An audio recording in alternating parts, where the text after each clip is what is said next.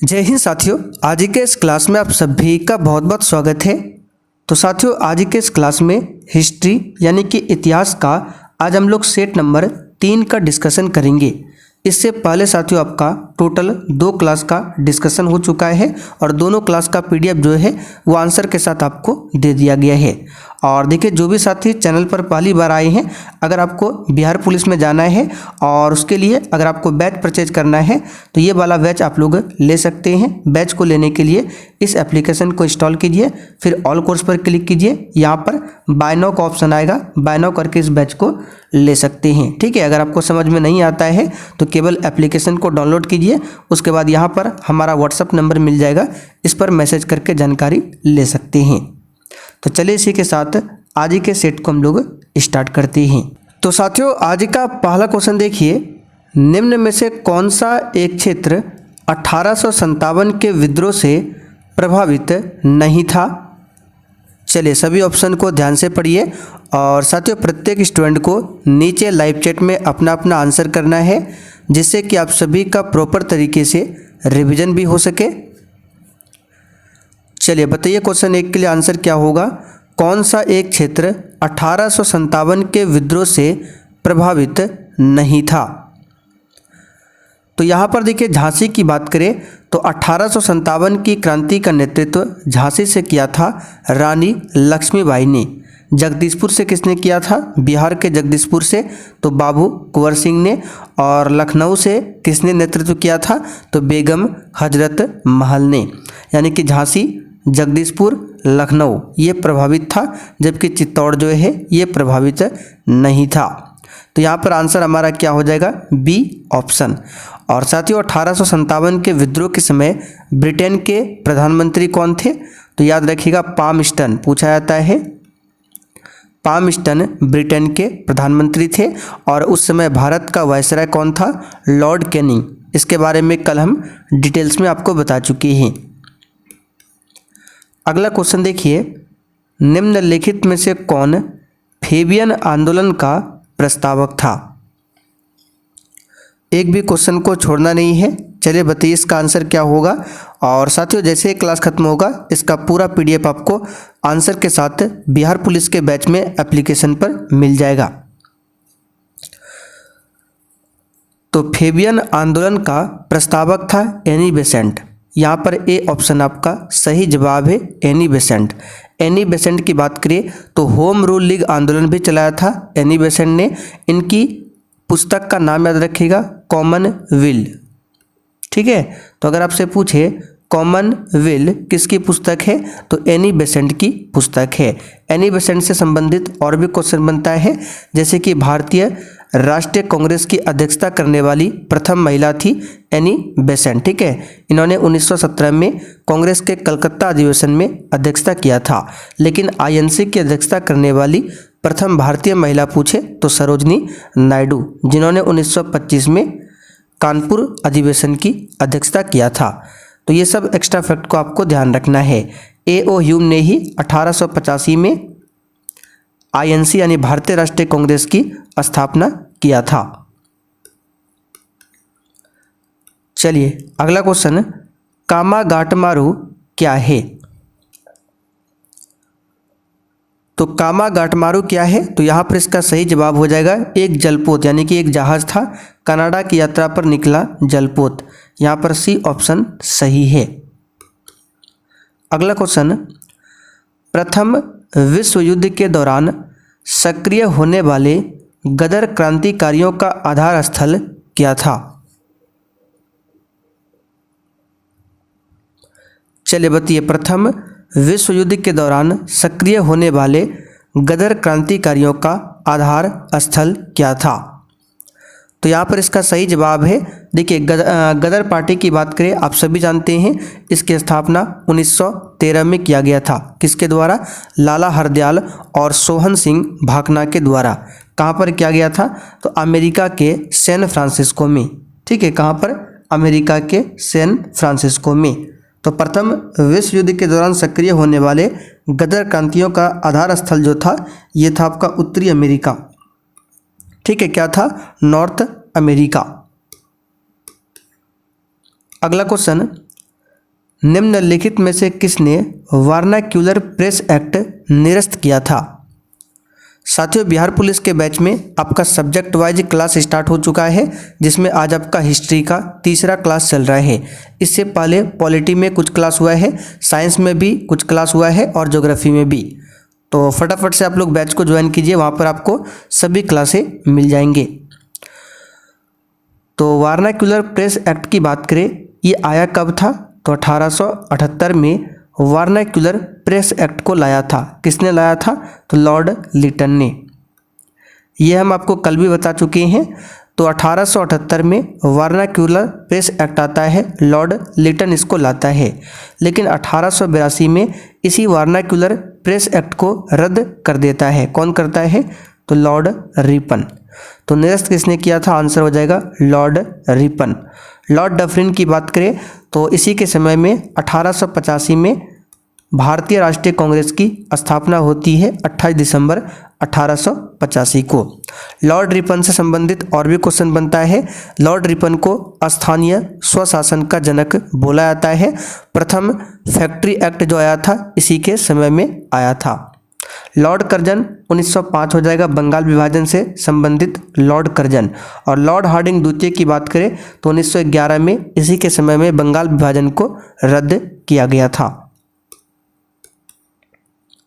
अगला क्वेश्चन, 1931 में कांग्रेस के कराची अधिवेशन में मूल अधिकारों पर प्रस्ताव का प्रारूप निम्नलिखित में से किसने बनाया?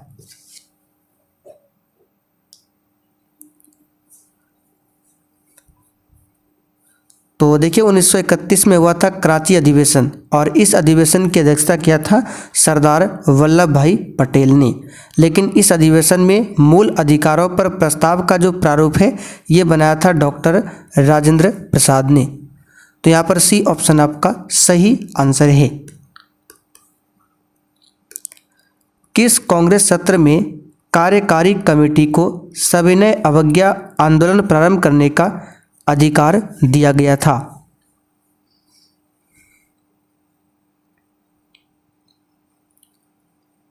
आंसर है लखनऊ अधिवेशन। सी ऑप्शन यहां पर आपका सही है। आगे देखिए, वर्ष 1939 में कांग्रेस को छोड़ने के पश्चात सुभाष चंद्र बोस ने किस दल की स्थापना किया था?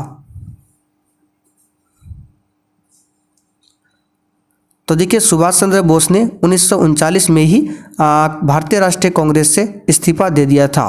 तब पद कौन संभाले थे इस्तीफा देने के बाद? डॉक्टर राजेंद्र प्रसाद ने। तो 1939 में कांग्रेस को छोड़ने के पश्चात सुभाष चंद्र बोस ने किस दल की स्थापना किया था? तो फॉरवर्ड ब्लॉक की स्थापना किया था। कब? तो 1939 में। ध्यान रखिएगा, सुभाष चंद्र बोस का जन्म पूछा जाता है कहाँ पर हुआ था? उड़ीसा के कटक में। वंदे मातरम गीत में किस विद्रोह का चित्रण किया गया है? और साथियों, सेशन के लास्ट में आप सभी को कमेंट करके अपना अपना स्कोर हमें बताना है कि आपने आज के सेट में कितने क्वेश्चन सही किए हैं। तो वंदे मातरम की बात करें, भारत का राष्ट्रीय गीत है। इसकी रचना की है बंकिम चंद्र चटर्जी ने। और वंदे मातरम को पहली बार गाया गया था कांग्रेस के कलकत्ता अधिवेशन 1896 में। ठीक है, कब गाया गया था? 1896 में गाया गया था। इस बात को आप लोग ध्यान रखेंगे। तो यहाँ पर वंदे मातरम गीत में किस विद्रोह का चित्रण किया गया है? तो इसमें सन्यासी विद्रोह का उल्लेख मिलता है। ठीक है, वंदे मातरम की बात करें तो इसको कहाँ से लिया गया है? आनंद मठ से। आनंद मठ से लिया गया है वंदे मातरम को। अच्छा, अहोम विद्रोह कहाँ पर हुआ था? तो ये हुआ था असम में। सिपाही विद्रोह आप सभी जानते हैं, ये कहाँ पर हुआ था? तो उत्तर प्रदेश के मेरठ में हुआ था सिपाही विद्रोह की शुरुआत। कब? तो 10 मई 1857 से। मुंडा विद्रोह की बात करें तो ये 1899 1900 के दशक में हुआ था, और इसका नेतृत्व किया था बिरसा मुंडा ने। महात्मा गांधी को किसने सबसे पहले राष्ट्रपिता से संबोधित किया था?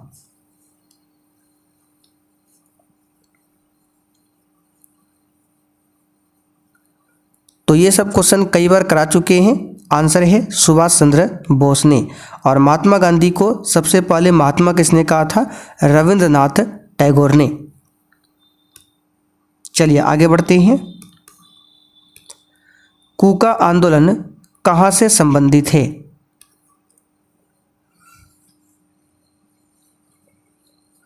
याद रखिएगा, पंजाब से संबंधित है। आगे देखिए, हरिजन बंधु नामक पत्रिका का नाम बदलकर क्या रखा गया था?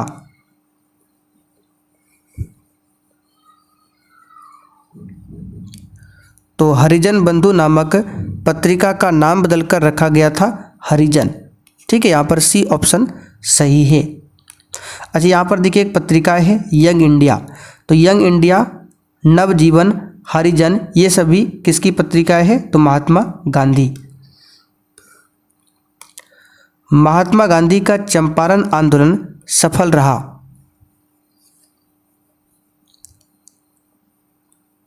चलिए बताइए, ये सब नॉर्मल क्वेश्चन है। इसका आंसर है 1917 में। अच्छा, महात्मा गांधी को चंपारण आने का निमंत्रण किसने दिया था? तो राजकुमार शुक्ला ने। किसने दिया था? राजकुमार शुक्ला ने दिया था। अच्छा, राजकुमार शुक्ला किस गांव के निवासी थे पूछा जाता है। आप लोग कमेंट करके बताइए। तो सर्वेंट्स ऑफ इंडिया सोसाइटी से कौन संबंधित है? देखिए, बिल्कुल नॉर्मल क्वेश्चन है। जो भी साथी रेगुलर क्लास करते हैं ये सब क्वेश्चन उनके लिए बहुत ही आसान होगा। आंसर है गोपाल कृष्ण गोखले। इन्होंने ही 1905 में सर्वेंट ऑफ इंडिया सोसाइटी की स्थापना किया था। महात्मा गांधी का जन्म कब हुआ था? 2 अक्टूबर 1869 को। मृत्यु कब होती है? 30 जनवरी 1948 को। 1857 के विद्रोह के समय भारत का गवर्नर जनरल कौन था? यानी भारत का वायसराय कौन था? आंसर है लॉर्ड कैनिंग। भारत के प्रथम वायसराय थे Lord Canning. William Bentinck Bharat का प्रथम गवर्नर जनरल था। इसने ही 1829 में सती प्रथा का अंत किया था और इसमें सहयोग किया था राजा राम मोहन राय ने। स्वतंत्र भारत का प्रथम औद्योगिक नीति घोषित हुआ था।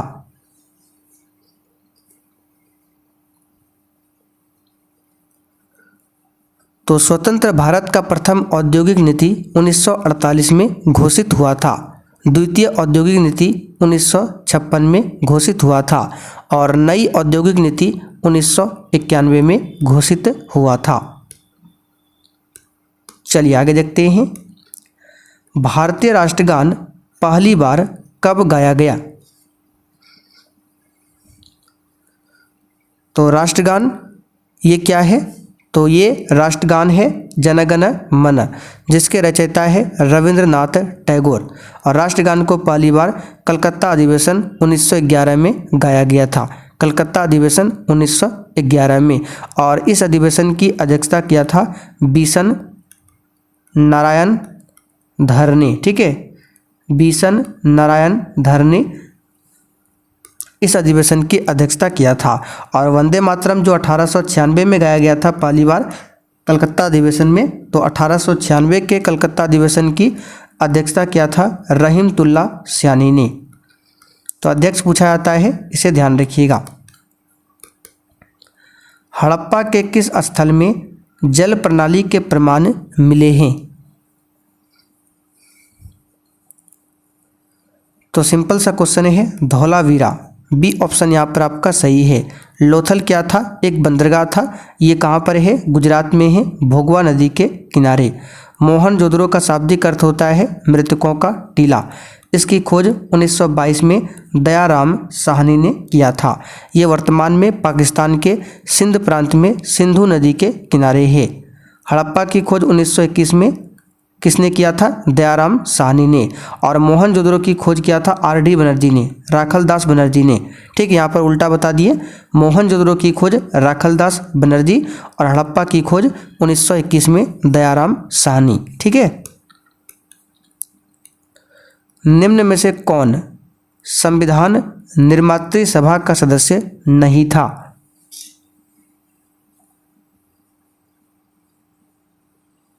आंसर है मोहम्मद अली जिन्ना। 1855 में देश की पहली जूट मिल कहाँ पर स्थापित की गई थी?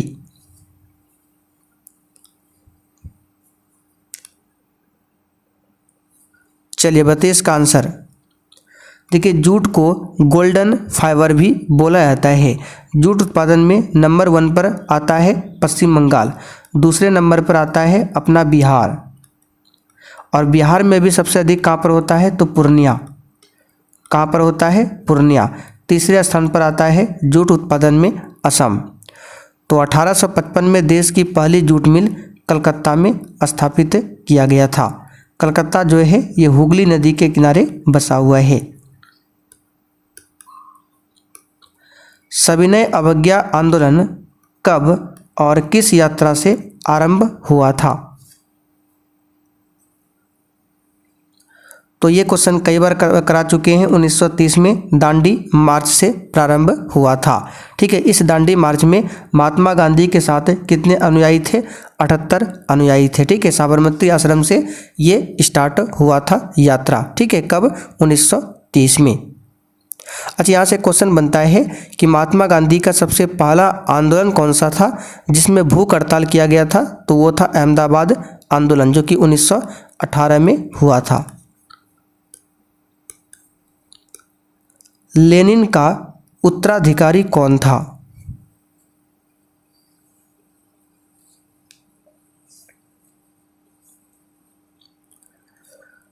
तो साथियों, लेनिन का उत्तराधिकारी था स्टालिन। कार्ल मार्क्स का जन्म हुआ था जर्मनी में। इनकी 2 पुस्तक कम्युनिस्ट मैनिफेस्टो, ठीक है, साम्यवादी घोषणा पत्र हिंदी में और इंग्लिश में कम्युनिस्ट मैनिफेस्टो। दूसरा पुस्तक है दास कैपिटल।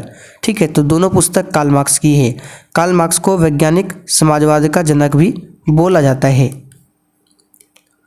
दिल्ली के किस सुल्तान ने स्वयं को नियामत ए खुदाई कहा था?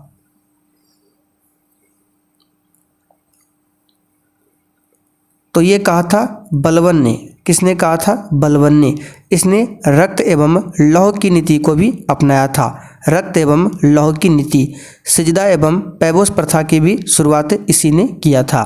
अलाउद्दीन खिलजी ने बाजार नियंत्रण प्रणाली को स्टार्ट किया था और सिकंदर ए सानी की उपाधि धारण किया था अलाउद्दीन खिलजी ने। ठीक है, द्वितीय सिकंदर भी इसे ही कहा जाता है। गुट निरपेक्ष आंदोलन का पहला शिखर सम्मेलन कब और कहां पर आयोजित किया गया था?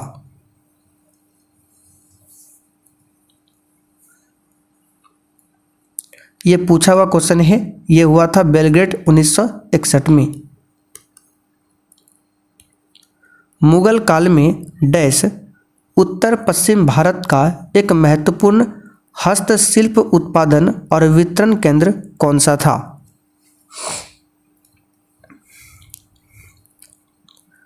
तो ये था लाहौर।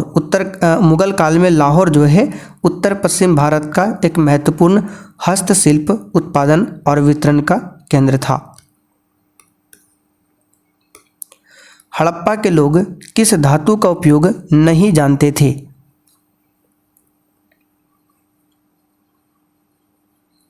आंसर है लोहा। 1861 के भारतीय परिषद अधिनियम के समय वायसराय कौन था? आंसर है लॉर्ड कैनिंग। कौन था? Lord Canning. यहाँ पर ए ऑप्शन सही है। निम्नलिखित में से कौन यूनानी कवि था?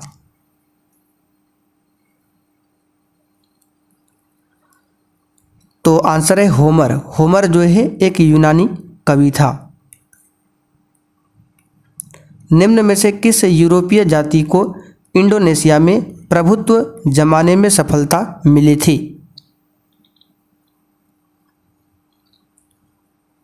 तो किस यूरोपीय जाति को इंडोनेशिया में प्रभुत्व जमाने में सफलता मिली थी? डचों को। मसाला उत्पादन करते थे डच। ठीक है, चलिए, निम्नलिखित में से कौन सा यूरोप में सामंतवाद के उदय का प्रमुख कारण था? तो साथियों, यूरोप में सामंतवाद के उदय का प्रमुख कारण था कृषि की अवनति। डी ऑप्शन यहाँ पर सही है। तो चलिए साथियों, आज का सेट आपका यहीं पर कंप्लीट होता है। अब जिसे भी बिहार पुलिस का बैच ज्वाइन करना है, आइए आपको बता देते हैं किस प्रकार से ज्वाइन करना है। सबसे पहले ये वाला एप्लीकेशन आपको अपने मोबाइल में डाउनलोड करना है। उसके बाद आपको ऑल कोर्स पर क्लिक करना है। फिर आपको ऊपर यहाँ पर इस प्रकार से बिहार पुलिस बैच का ऑप्शन मिलेगा। तो यहाँ पर बाय नाउ करके पेमेंट कटा के इस बैच को ले सकते हैं। अगर पेमेंट करने में कोई भी दिक्कत हो तो जैसे ही एप्लीकेशन को ओपन करेंगे तो यहाँ ऊपर ही हमारा व्हाट्सअप नंबर मिल जाएगा, मैसेज करके बता सकते हैं।